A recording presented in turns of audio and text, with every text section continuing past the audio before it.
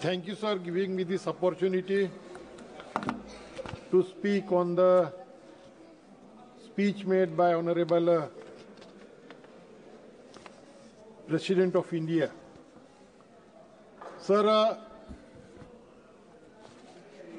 इस अवसर पर यह बात कही गई कि आत्मनिर्भर भारत और विकसित भारत, लेकिन इसमें इतनी खामियां हैं कि हमें आज भी आयात पर निर्भर रहना पड़ता है।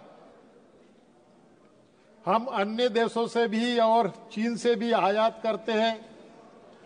हमारे यहाँ टेलीविजन सेट भी तैयार नहीं होता, उसकी भी टेक्नोलॉजी हमें बाहर से लाना पड़ता है।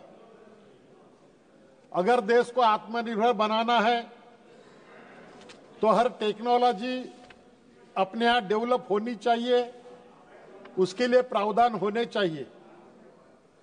विकसित भारत के लिए जो सपना देखा गया, उसमें कोई भी ऐसा ठोस कदम इस सरकार ने उठाया ऐसा दिखाई नहीं देता।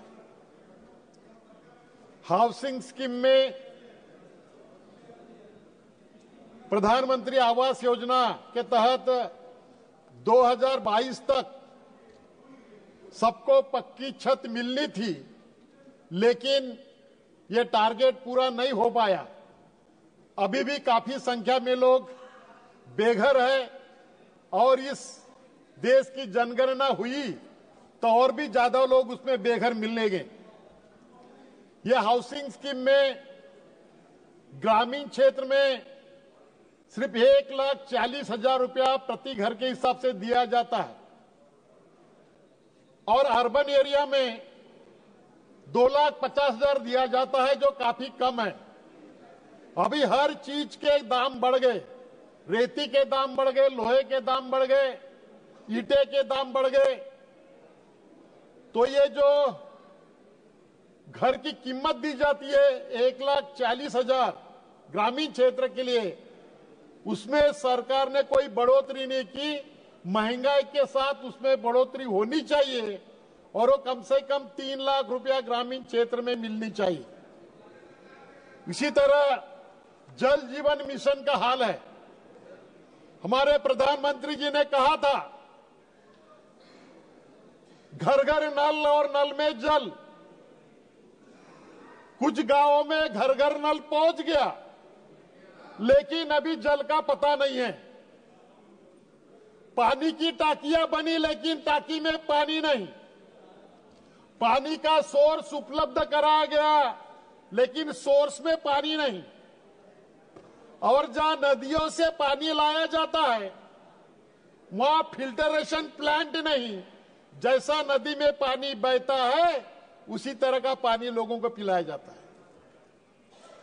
इस तरह बीमारियों का खजाना गांव में इस जल जीवन मिशन के तहत होता है। काफी गांव में पाइप डालने के लिए रोड खोदे गए, गांव के रास्ते खोदे गए, लेकिन ठेकेदारों ने वो रोड रिपेयर नहीं किया, ऐसे ही चले गए। इस जल जीवन मिशन में अगर हम केंद्र सरकार को सवाल पूछते हैं या कोई लेटर देते हैं, कोई विनती करते हैं, वो कहते हैं कि स्टेट गवर्नमेंट का मैटर है, आप स्टेट गवर्नमेंट तरफ जाइए। लेकिन जब ये केंद्र की योजना है तो केंद्र सरकार ने वो योजना किस तरह से कार्यान्वित होती है उसके ऊपर ध्यान देने की बहुत जरूरत है।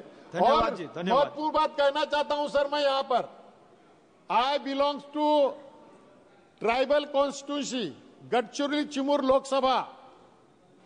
It is at the end of the Maharashtra. It is the Naxalite infested area and it is very poor. 40% tribals are living there. So उसमें सर जो पेशा कानून हमारे शेड्यूल एरिया में लागू किया गया वो अभी तक पेशा कानून विनोद कुमार बिन जी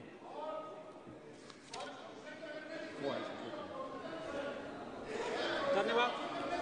शुरू हो जाओ। शुरू